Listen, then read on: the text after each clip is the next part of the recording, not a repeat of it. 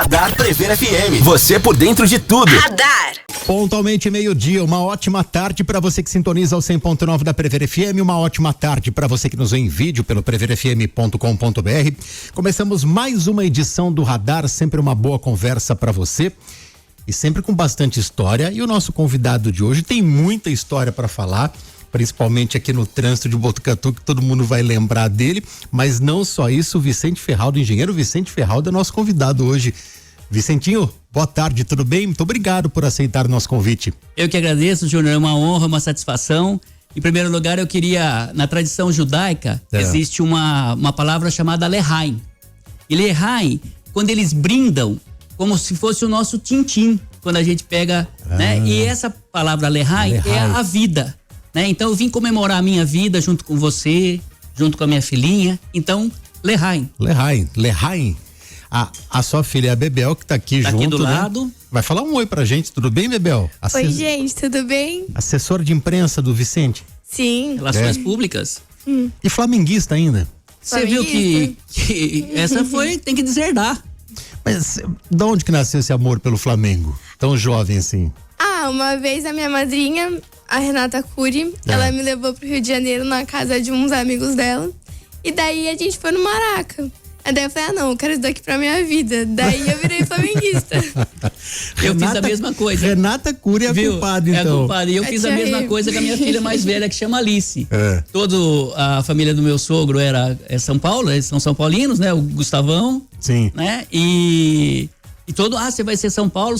E eu falei, tudo bem. Aí eu levei ela um dia no Allianz, né? Que era Allianz. E ficou palmeirense roxa. A Bebel não conseguiu? Não, a Bebel a Renata roubou. Não, aí eu Mas a Renata também é Palmeiras, viu? Eu achava que a Renata era São Paulina. Não é por causa dos pais. O seu Jamil era. O Jamil era Palmeiras e ela seguiu o seu Jamil. O João, que é São Paulo. São Paulo, o João e o Fernando. E o Júnior é corintiano. Ah, verdade, o Júnior é corintiano. Então, isso aí. O Jamil também não fez bem assim o dever de casa, né? Mas vamos lá, Vicente.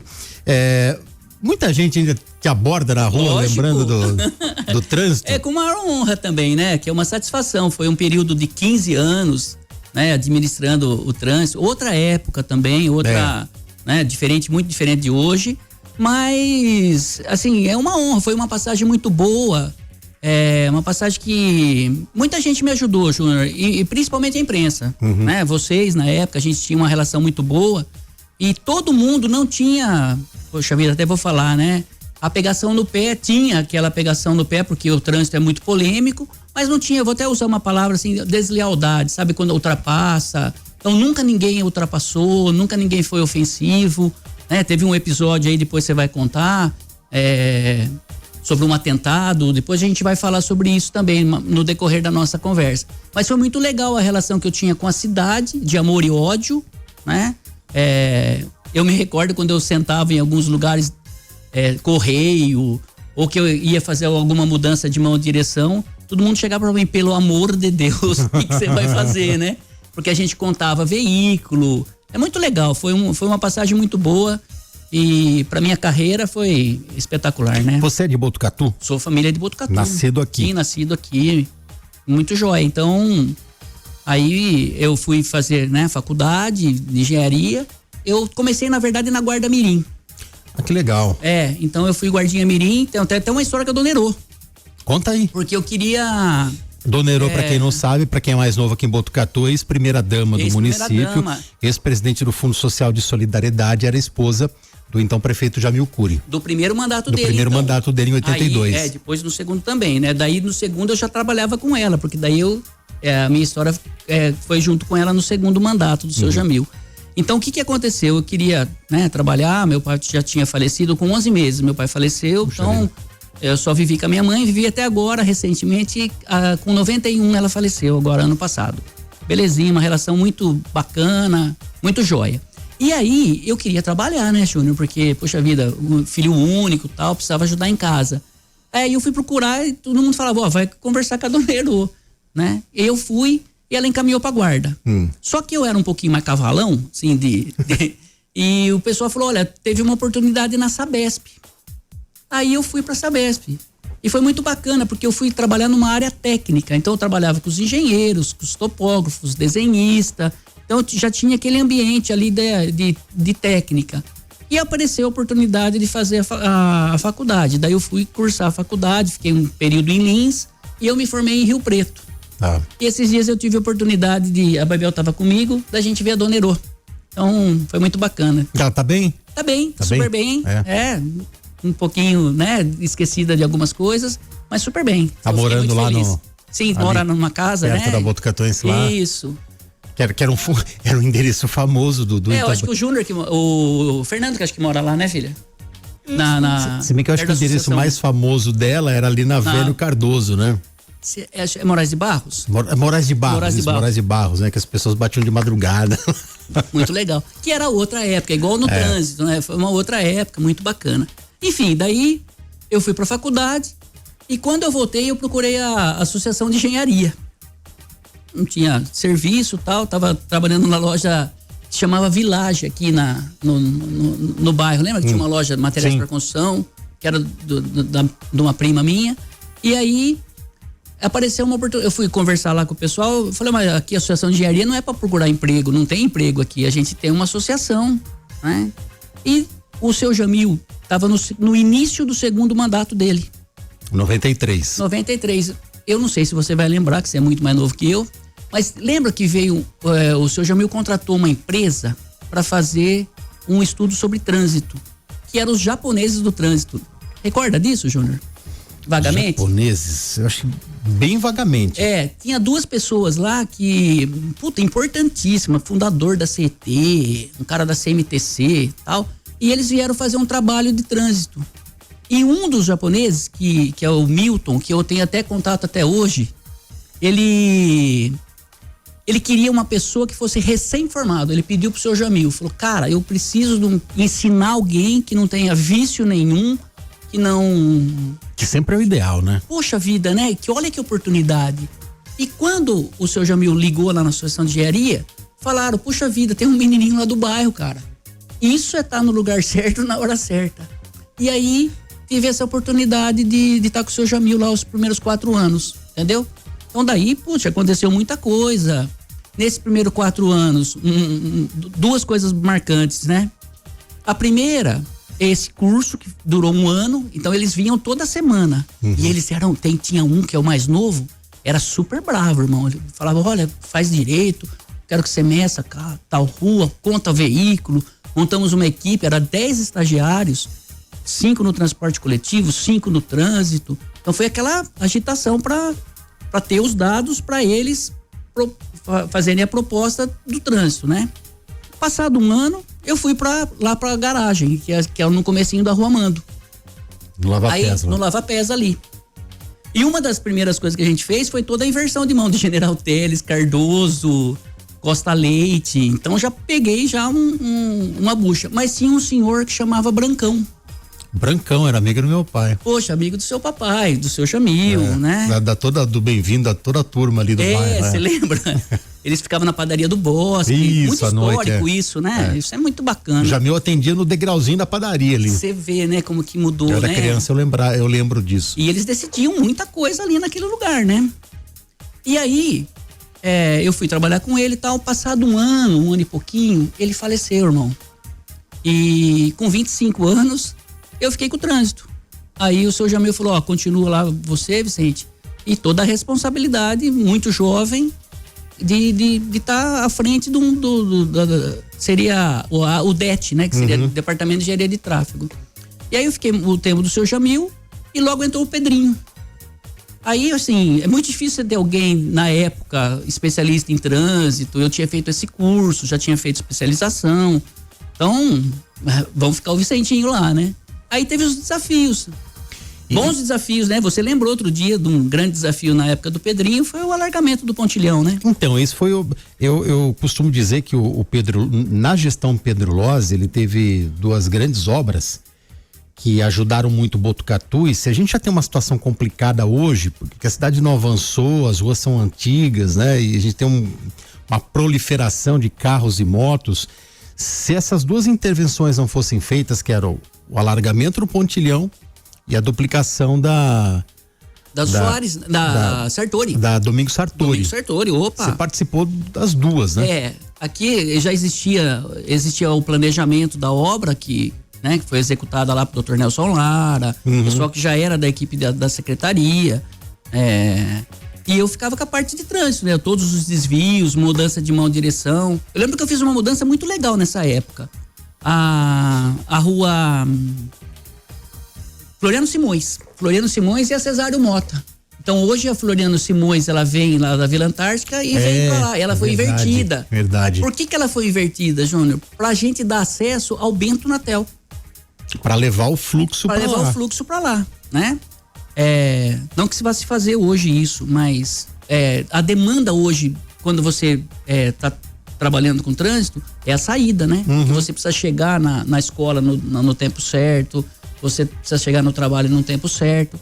E do Bento Natel, da Floriano Simões, Braz de Assis e Galvão Severino, nós temos 2 entradas e só uma saída.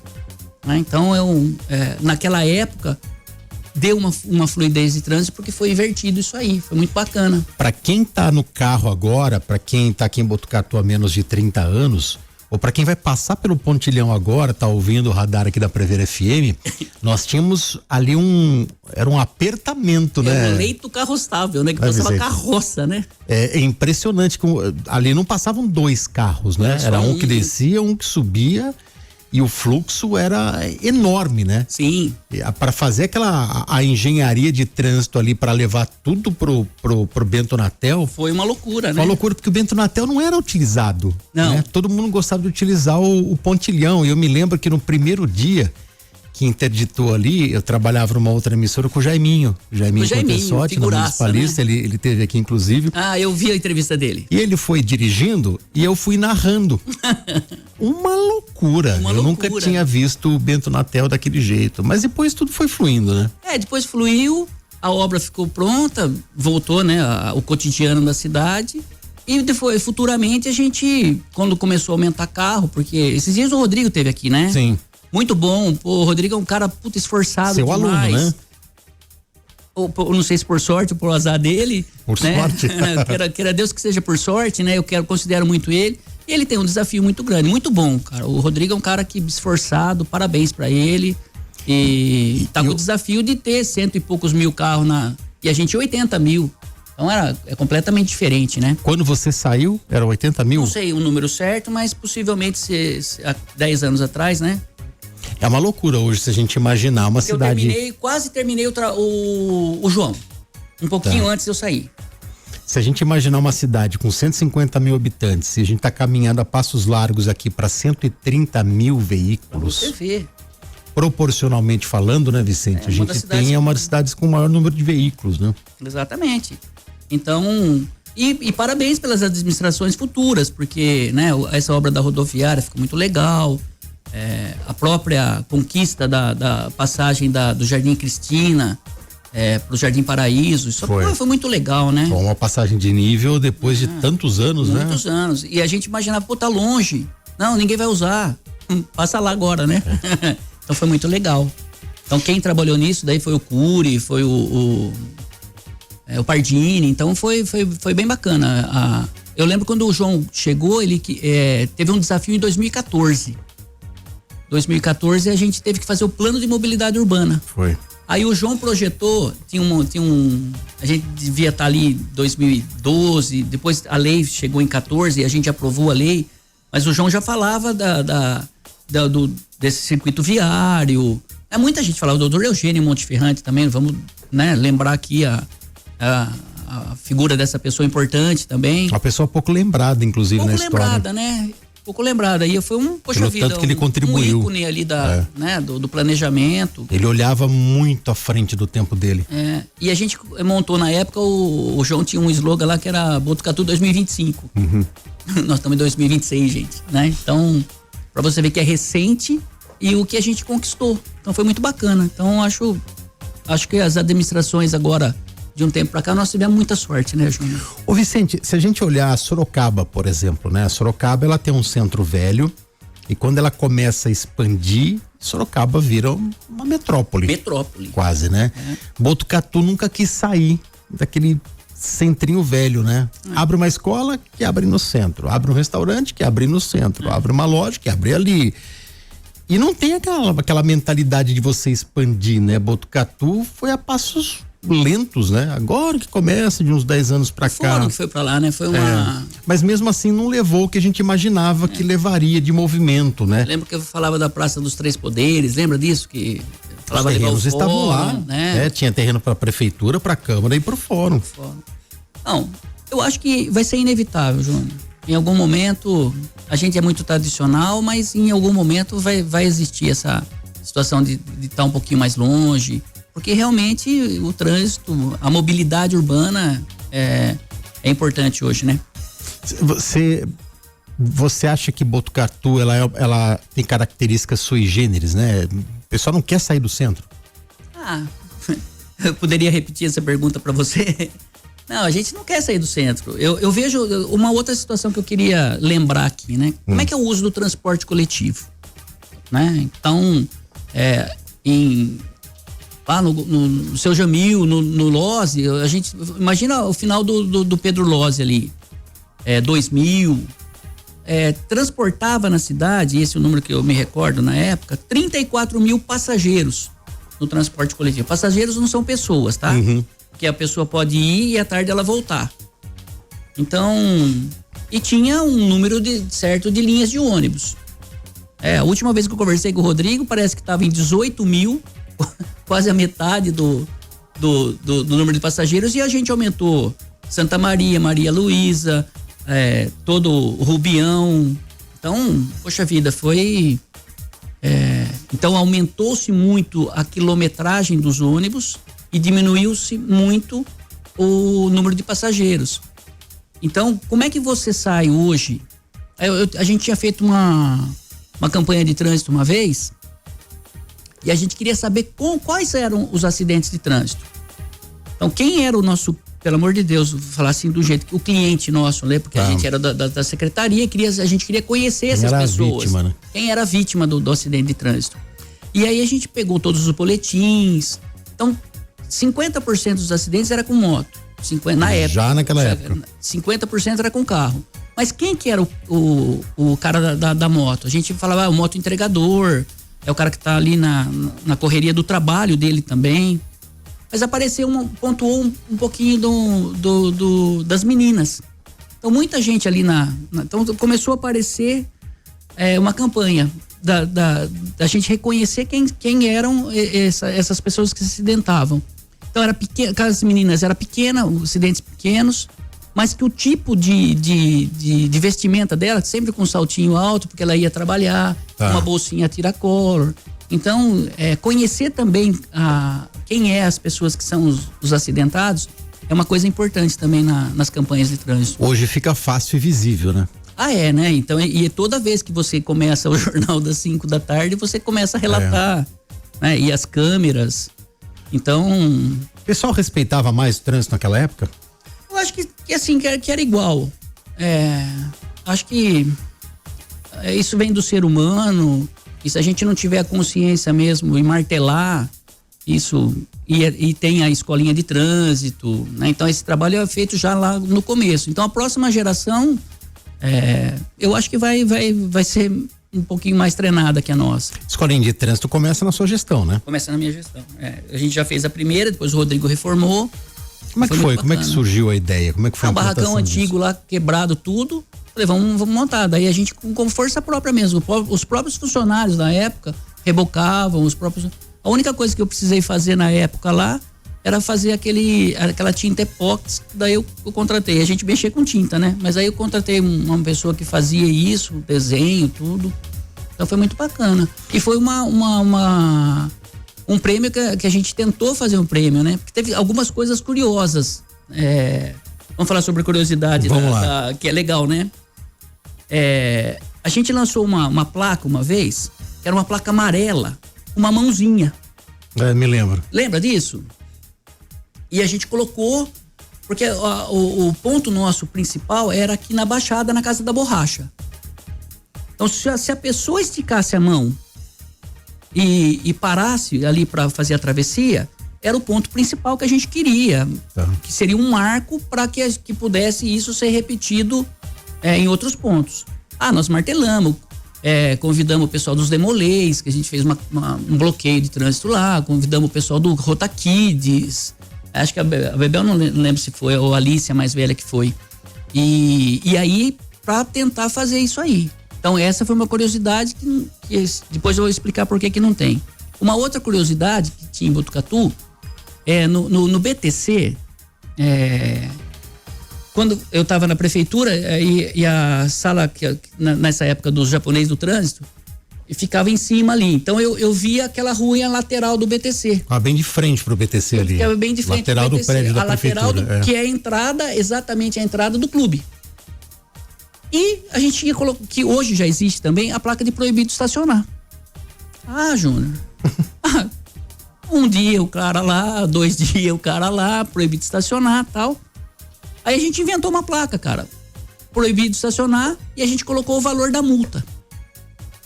Exatamente o dia que a gente colocou o valor da multa, nunca mais essa pessoa estacionou. Nunca mais as pessoas estacionaram ali. Porque tinha um visual. É o bolso que educa, né? E aí foi uma coisa legal também. Daí uma outra coisa bacana, a gente tinha um radar móvel. Então, um dia em tal lugar, outro dia em tal lugar. E a gente já no governo João Cury, né? Governo João Cury. Aí, tô falando em linhas gerais, assim, as curiosidades, né? A gente tinha as faixas de pedestre, que são normais. E em alguns lugares, a gente pintou em diagonal. Que também não é permitido pelo código. Então, tudo que eu tô falando não é permitido pelo Código de Trânsito. É uma placa nova, para você inserir isso. Só que a gente tinha um prêmio Volvo do Trânsito, e a gente escreveu projetos para que isso seja... Nós não ganhamos nada, mas a ideia era muito legal. Então, com um radar na época, a gente transicionava os pontos e quando esse radar não estava nesse lugar, a gente sabia que naquela faixa ele poderia estar. Então tinha uma placa de 50 por hora e tinha embaixo uma faixa em diagonal. Tá. Foi muito legal. Eu acho que com um radar a gente conseguiu atender muito e reduzir o número de acidentes, né? Faz falta radar em Botucatu hoje? Então, esses dias eu ouvi o Rodrigo falando sobre isso.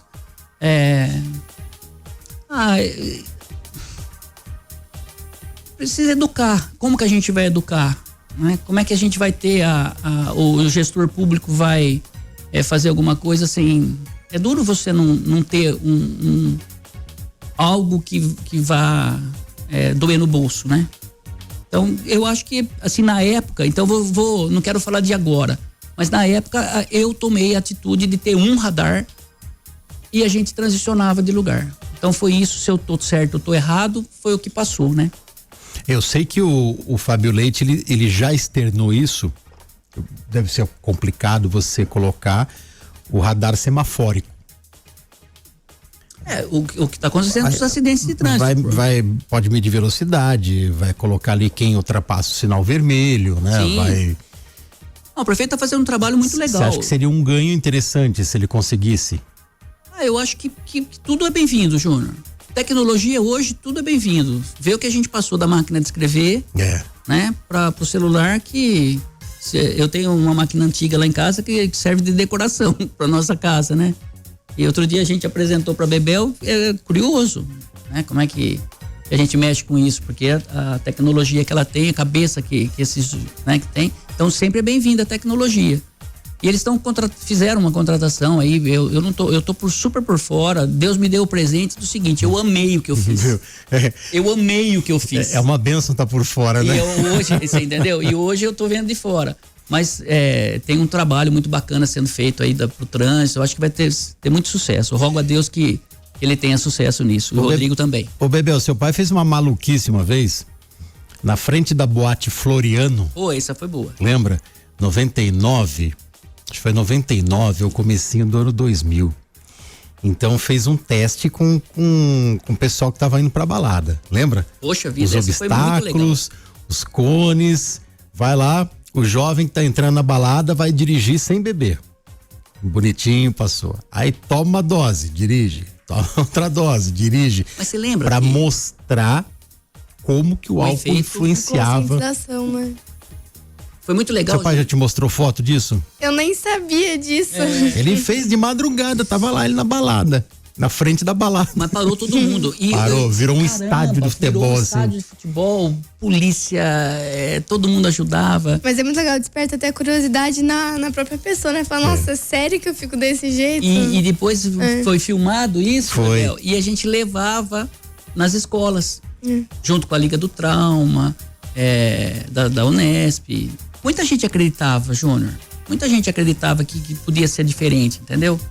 Então as campanhas, eu vejo o esforço do Rodrigo, é importante demais. É muito legal. Você lembra do resultado dessa ação? Não, então era assim.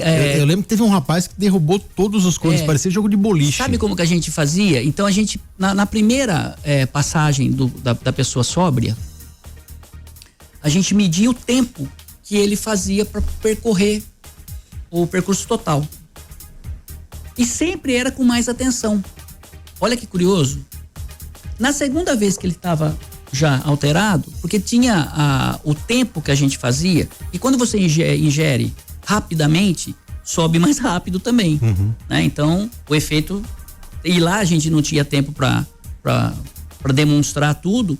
Então, quem estava ajudando a gente a tomar, o efeito era mais rápido. Na segunda passagem, que já estava alterado, o tempo do percurso dele era menor, então ele não tinha toda a tensão que ele tinha antes, né, na primeira passagem, e na segunda passagem ele derrubava os cones. Então, quer dizer, provado que não era científico nada, porque a gente só fez uma demonstração, mas essa demonstração provava realmente que, poxa vida, derruba os cones, né? Não, e você foi o DET na época junto com a PM, né? Não tinha guarda municipal na época? Não tinha guarda municipal, mas olha, a Liga do Trauma, e eu que não quero nem elencar os professores lá, que são os docentes, que eram os maiores, poxa vida, acreditavam nisso. Eu tenho hoje amigos, eu tenho o Davi Gumeiro, que é... Sim, o Davi. Que é ortopedista, a hora que ele me encontrou esses dias, né, ele falou, rapaz, é você que era do trânsito, eu era estudante. Então foi muito bacana quem participou, mas a Secretaria de Educação, a Secretaria de Educação do Estado, porque a gente visitava as escolas. Delegacia de Trânsito que tinha naquela época, né? Tinha um senhor lá que era um delegado, era muito legal. Eu lembro dele. Poxa, como esqueci o nome dele. Cara, velho. Eu reprovei reprovei na CNH com ele. Um senhor alto, era de fora. Puxa vida, me falhou o nome dele agora. Não vou lembrar também. Alguém já lembra. Ele era entusiasta, ele ia com a gente. Ele gostava, ele estava em todas. A família dele morava fora, não sei se Fartura, aqui perto, Avaré. E ele passava a semana aqui. Então, à noite, ele não, teoricamente, poxa vida, né? Terminou o trabalho, ele ficava ali no hotel, não sei onde ele morava. Aí ele ia com a gente.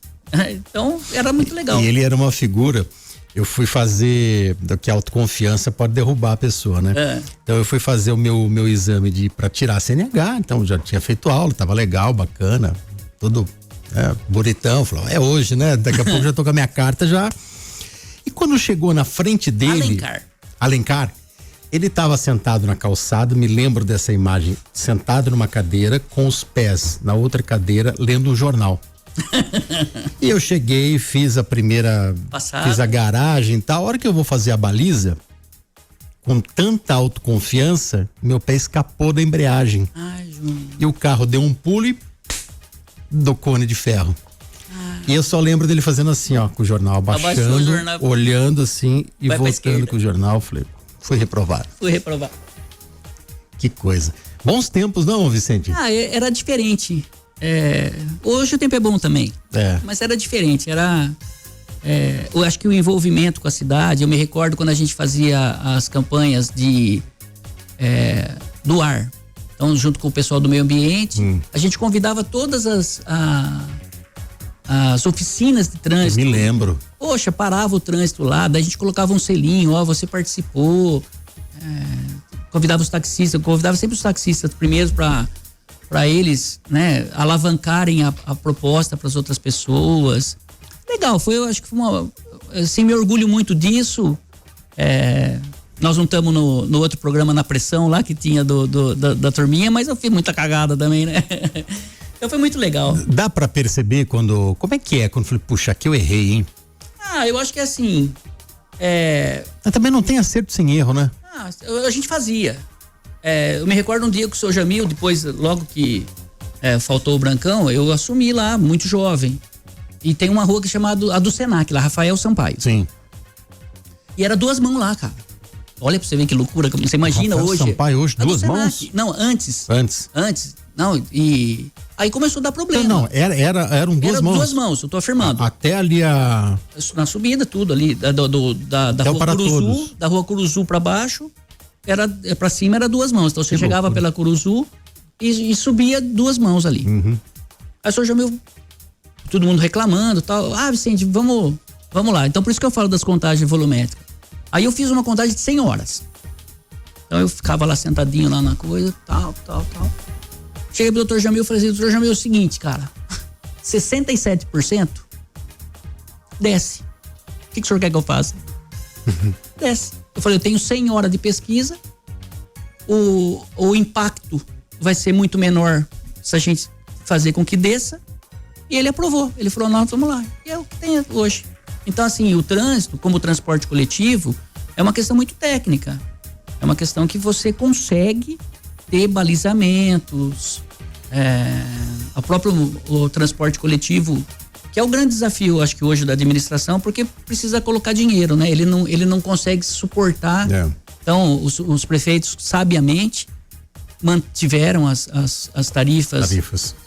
Congeladas desde 2017. 17? Então você tem esse número. Então nós vamos fazer quase 10 anos que não sobe a tarifa. E na nossa época... Pro bolso do consumidor, né? Pro bolso do final ali, né? Muito democrático também, porque o resto das pessoas que pagam... até numa das brincadeiras que a gente fazia na época, eu falava, olha, se a gente tivesse um imposto municipal, das pessoas que utilizam, é muito democrático isso que eu vou falar, tá? Não vai, né?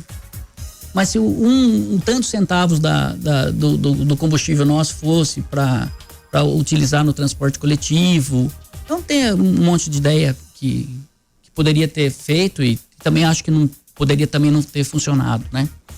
A tua engenharia foi? Civil. O Jamil também era engenheiro civil. O doutor Jamil, sim. Ele dava muito pitaco ou não? Você sabe que eu tinha muito medo dele, assim, de conversar com ele. Era muito jovem, né? Mas ele impunha respeito, né? Ele era diferente. Um timbre de voz, né? Poxa vida, categoria, ele impunha, né? Presença, né? Categoria. E foi arrasador também, né? O ginásio, todo existia um programa deles chamado A Grande Arrancada. Então aí ele fez um monte de obra. Foi bacana. O Pedrinho, eu considero muito o Pedrinho. É um cara de categoria. E foi 2 obras importantes no governo dele, né? As campanhas de trânsito com a gente lá, o João agora, o monitoramento do transporte coletivo já com o João, né? A gente fez um negócio que Botucatu foi inédito, que o transporte coletivo, as empresas maiores, elas tinham esse GPS do ônibus. E pela prefeitura, Júnior, assim, não tinha, porque quem colocava o GPS no ônibus eram os empresários de ônibus, para monitorar a frota, para ver a parte de velocidade, para ter o controle mesmo do transporte. E Botucatu tomou a atitude de fazer isso pela prefeitura. Que trampo, meu irmão. Colocar todos os GPS nos ônibus. A gente tem aquela central de monitoramento, a gente via todos os ônibus a tempo real. Então, quando tava verdinho, tava tudo belezinha. Quando tava amarelinho, ele tava atrasado. E quando ele tava vermelhinho, ele super atrasado. Adiantado. Adiantado. Que é pior. Tá, passa antes, é verdade. Exato, passa antes. E daí o headway que chama, que é a segunda passagem do ônibus, imagina que ele tá lá num lugar, ele vai para um lugar específico. Para até esse ônibus voltar, então a gente tinha lá as câmeras. Eu lembro. E a gente sentava lá e tinha um menino que, né, o Zé, o Henrique, que era coordenador dessa área lá comigo, ele ficava ligando na empresa. O cara tá adiantado, pelo amor de Deus, segura o cara aí. Segura ele aí. E tem até uma brincadeira depois que foi feita, que a gente queria controlar a velocidade. Velocidade é espaço sobre o tempo. Então você imagina, eu tenho um espaço que eu vou percorrer e um tempo. E a gente conseguia ver que velocidade que o cara tava. GPS dava de cara. Então a gente fez o monitoramento da Rua Curuzu, por exemplo. E a gente sabia que naquele trecho ele desempenhava maior velocidade. Certo? O que a gente fez? Sinalizou melhor aquele ponto. Tá. Então, aonde realmente ele tinha uma maior velocidade, existia um risco maior de ter acidente. Então, a gente monitorava esses pontos, sinalizava, enfim. E aí, teve uma determinada época que eu cheguei pro menino das empresas e falava, olha, os caras estão correndo muito. Mandei o relatório lá. Aí, como que é a mensagem, né? Chegou pros motoristas, olha, nós estamos correndo muito. Vamos segurar. Aí eles tinham medo que a gente pudesse dar uma multa. Aí, então, equilibrar essa coisa foi muito bacana.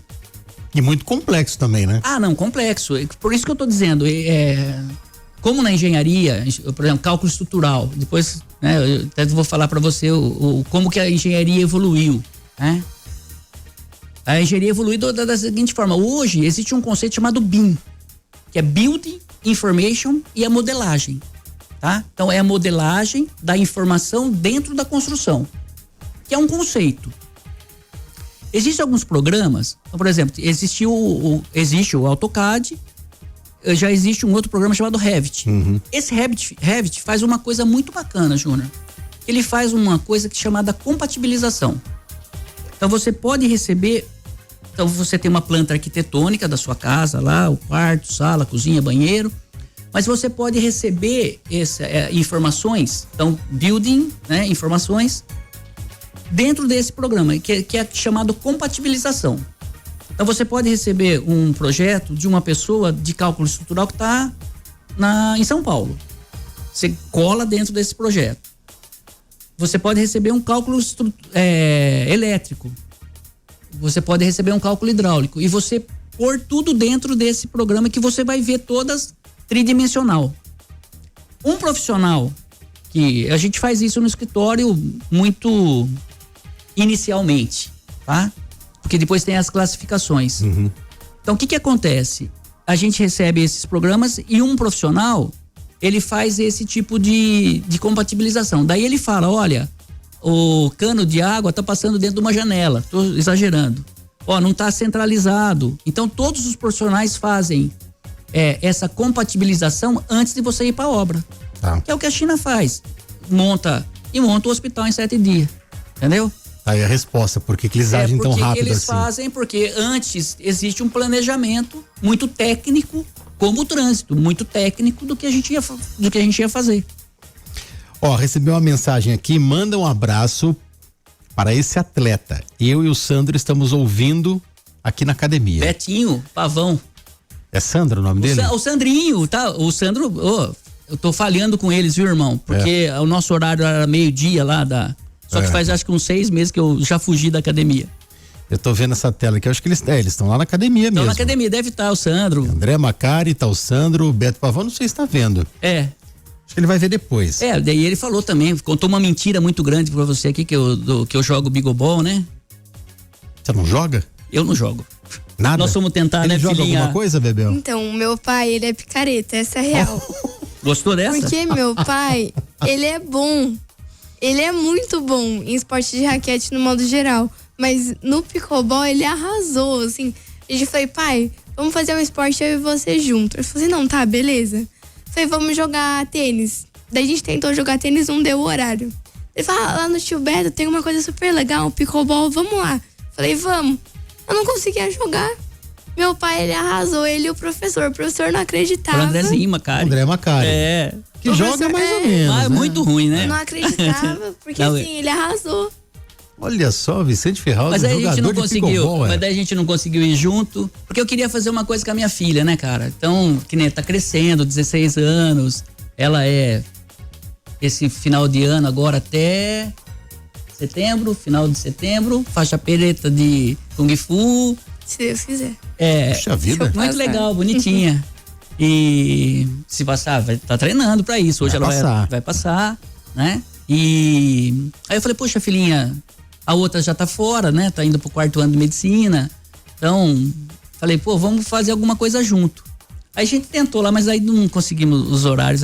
O dela também tem as aulinhas que ela faz depois, então não deu certo. Vou postergar. Mas vale a intenção. Vou postergar meu horário na academia para ver essa tua performance de pickleball, então. Vamos lá. Ele arrasou. Vamos a um rápido break. Daqui a pouco a gente volta aqui com o Vicente Ferraldo, com a Bebel aqui no radar da Prevera FM. Ô Vicente, tem uma mensagem aqui, eu não consegui ver o nome da pessoa. Eu me lembro dessa noite no Floriano, contei esses dias pros meus filhos. Poxa vida, quem será? Faz um tempinho. É difícil saber tanta gente que tinha, né? Eu me lembro de 200, 300, 400 tinha, era pessoas. lotado, Floriano, era onde todo mundo ia, né? Isso, e foi antes da boate começar, né? Foi então, antes de começar. Reteve todo mundo lá. E foi muito legal, porque os meninos também da boate, o Sartori, né? O Sartori, né? Como é que ele chamava mesmo? Tinha tantos poxa vida lá. Mas eles foram tão legais que depois eles fizeram um prêmio. Assim, e me chamaram até porque as pessoas que passaram pelo Floriano, e foi muito joia. Legal. Essa noite, então, eu não sei quem tá falando, mas foi muito bacana. Vamos lá, tem mensagem de áudio aqui. Vamos ouvi-la? Oi, meu amigo Júnior. A entrevista de hoje é de um secretário que nunca negou nada na época que eu era secretário de Esportes e Turismo. Eu ligava para ele para pedir alguma coisa antes de eu formular o pedido. Ele falava, tô dentro e vou te ajudar. Secretários que nem esse vai ser difícil a gente ter novamente. Tá bom? Um abraço e parabéns pela entrevista. E vou dizer mais uma. Foi ele e o Aparício que agendaram o aluguel da casa que eu moro até hoje, que foi no final de 2028. Um abraço para vocês. Tchau. Professor Pereira. Senhor Pereira, mas esse não vale porque é meu irmão e a gente considera muito. E é verdade essa história. Ele ligava para mim, Júnior, falava assim, Vicente, tudo bem? Falei, o que o senhor tá sonhando, professor? Eu vou sonhar junto com o senhor. Então, muitas corridas, lembra que começou o circuito de corrida, tinha que interditar o trânsito, e a gente ficava, era muito legal. Seu pai tinha beijo pro senhor, professor. Seu pai tinha uma dor de cabeça enorme com corrida, mas ele nunca falava não, falou, vambora. Vamos lá. Lembra que teve numa das corridas que eu fiz, e tava pra largar. Era 7h30, largaram alguma coisa assim. Quando foi 7h28, mais ou menos, o pessoal se aquecendo. E o corredor, se você não larga na hora, o corredor fica bravo. Não pode atrasar. Tem que largar pontualmente. E teve uma perseguição na Dante Del Manto, lembra disso? Cara, você lembrou disso? Como que você lembrou disso? Teve a perseguição de um Monza preto e carros da polícia, e tudo que a gente tinha montado com cavalete, eles destruíram, e eu falei assim, cancela. Que loucura, você lembra dessa loucura? Lembro, num domingo chovendo. Que bacana você ter recordado isso. O Inca lotado. E o pessoal querendo sair, né? E o pessoal a gente não podia falar que a gente acabou de ter uma perseguição policial, ninguém ia querer correr. Caramba, que mas ao mesmo tempo não poderia liberar, porque era a segurança do corredor em primeiro lugar ali. Sim. Que loucura, Foi não? bacana, mas muita coisa, Joé, aconteceu, né? Muita coisa que teve um início, teve para que perpetualize aí as coisas. Tem mais mensagem aqui, vamos lá? Oi, Júnior, manda um abração pro meu amigo aí, Vicentinho, grande jogador de vôlei, que é o Marcelo Forte. Um abraço, Vicente. Os esportes estão aparecendo. Agora Cê jogador vendo? de vôlei. Você tava achando que o papai. Um abração pro Marcelo, viu? Que ele tem uma carreira muito bacana e agora ele começou uma outra que eu não tive a oportunidade de falar com ele, mas ele tá agora voando solo aí. Que Deus abençoe a sua família, viu, Marcelo? Obrigado pela mensagem. É que a gente jogava vôlei, o início tinha o professor Osni, né? A geração, eu sou um pouco mais velho que o Marcelo, que daí tem a geração do vôlei, do Dom Lúcio, né? A gente estudava no Dom Lúcio, eu sou mais velho que ele. Só que a gente, assim, jogava, mas a turma que se destacou foi a turma do Marcelo. Tá. Bom, tem mais aqui. Boa tarde, pessoa espetacular no programa hoje. Só tenho a agradecer por ter conhecido o Vicente e a família dele. Um abraço a todos. Quem mandou aqui foi acho que a Mayra. A Mayra, um beijo carinhoso pra Mayra. A Mayra Toledo, isso. A Mayra é o seguinte, ó, a Mayra, ela veio trabalhar aqui em Botucatu, ela veio pra Botucatu. A Mayra é engenheira, ela é espetacular, né? E agora ela tá um período da prefeitura e ela é sócia do nosso escritório lá. Ah, legal. Né? Então, ela que faz o trabalho de compatibilização, de organização, muito bacana. Então, existem algumas discussões na minha casa, porque na minha casa é só mulher, né? Então tem a Paulinha, a Alice e a Bebel. Então quando a gente não chega numa determinada história, eles falam assim, pergunta pra sua outra filha, que é a Mayra, o que ela acha. Então é filha, puxa vida. Daí o placar fica de 4-1. Não, daí eu tento convencer a Mayra. Ô Vicente, você falou do Dom Lúcio, né? Você lembra de todas as escolas que você estudou? Ah, sim, o Dom Lúcio, até recentemente o Davidé, ele fez um grupo, tem 300, 400 pessoas no grupo do pessoal, eu sou um pouquinho da geração mais velha, mas eles fizeram um encontro agora no Dragão da Vila. Ah, que legal. Foi muito bacana, do Dom Lúcio, e a renda era para Portas Azuis. Foi muito bacana, eu não tive a oportunidade, a gente acho que estava fora, estava em São Paulo, mas numa outra oportunidade eu gostaria. Então, do 1º à 8ª série, eu fiquei no Dom Lúcio, que é a minha família aqui do bairro, da Rodrigues César, onde hoje é o escritório. Aí eu fui pro IECA, então o 1º ano eu fiquei de manhã, daí os outros 2 anos eu fui pra noite, porque daí eu fui pra Sabesp. E depois eu fui pra engenharia, e aí fiz um monte de coisa. O que você lembra dessa época de Botucatu? O que te traz mais boas lembranças? Olha, pra você ver como que a gente, em 76, se eu tiver errado, você me corrige aqui, foi o Bento Natel, ou 74, 76 eu acho que o Bento Natel. E eu morava... 76, 77. 76, 77. Eu não era nascido, mas acho que foi isso. Eu tinha também muito pouco, né?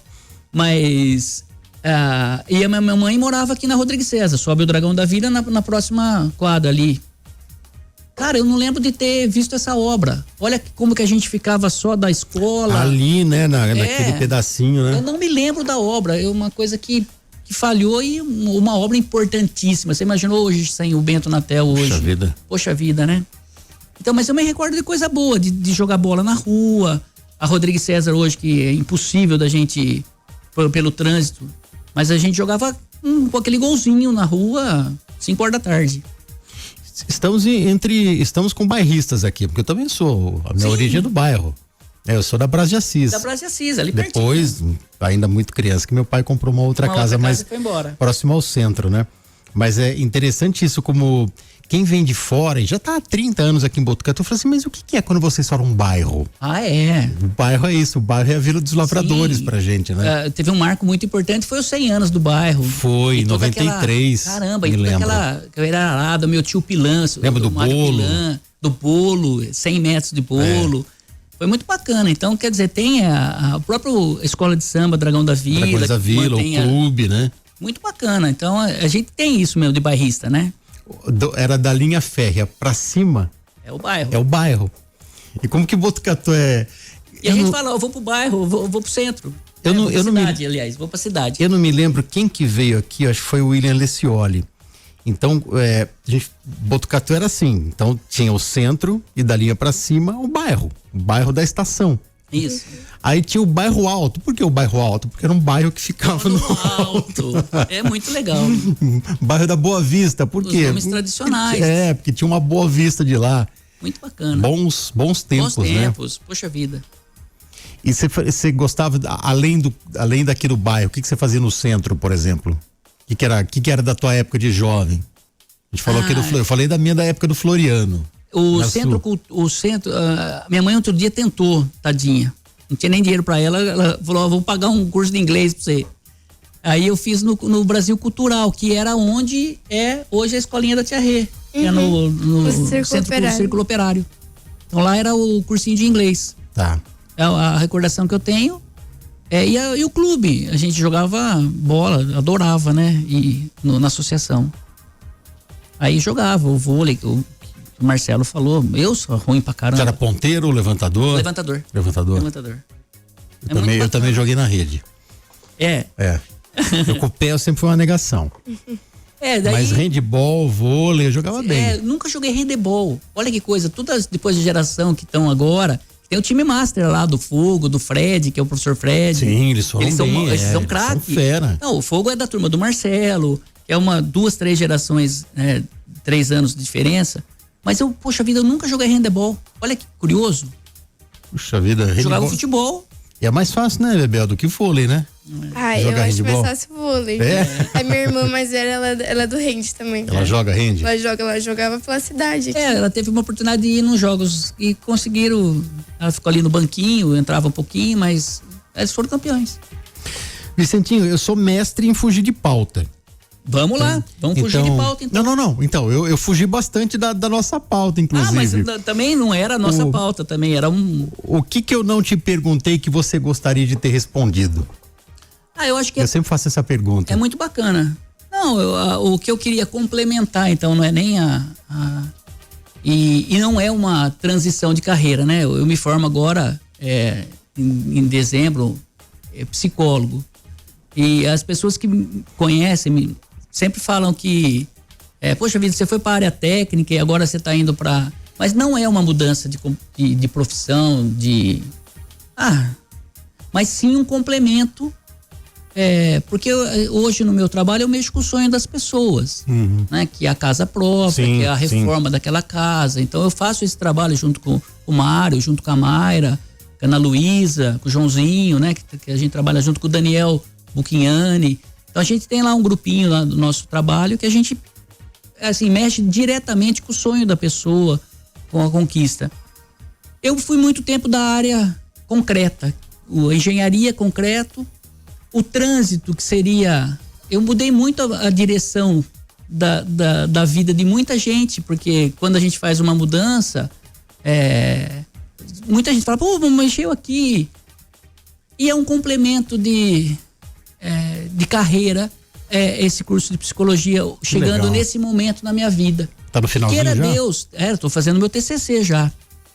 Queira Deus que nessa nova jornada eu consiga também dar um direcionamento, uma direção boa para as pessoas que a gente vai ter contato, que a gente não saia do concreto, que saia do concreto, mas que a gente entre no emocional, para que a gente consiga elaborar coisas importantes, ter esses pensamentos, tirar esses pensamentos das pessoas, tirar essas emoções que são ruins e que a gente consiga, através do comportamento, de técnicas, fazer com que essa pessoa realmente elabore os problemas. E hoje é muito complicado, né? Porque todo mundo tem problema. Aliás, o título do meu TCC é Ansiedade na Fase Adulta. Puxa vida, tem tudo a ver. Tudo a ver, né? Então, eu tô trabalhando nessa finalização de curso, para que quando começar a carreira, poxa vida, cara de 35 mais, que nem, eu vou citar o meu exemplo, trabalhei em um monte de lugar, trabalhei na Ípica, né? Então, a obra da Ípica, a carreira foi o seguinte, Jamil, 4 anos, Lose, 4 anos, 8 anos do Yellow, eu fui pra Ípica. Então, eu tive a oportunidade de ser o residente, né?